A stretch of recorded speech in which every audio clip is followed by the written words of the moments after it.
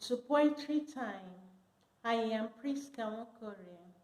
The caption of my poem and reflection is Obedience to Hope.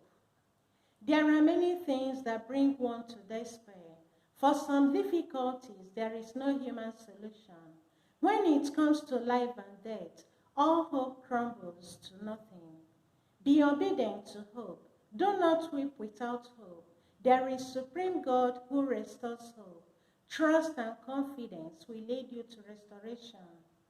Remember that all things are for good to those who love God. As apocalyptic as suffering and death may seem, Jesus reveals life-giving love. He will wipe away every tear and restore life. Be obedient to hope. There is life after every tunnel.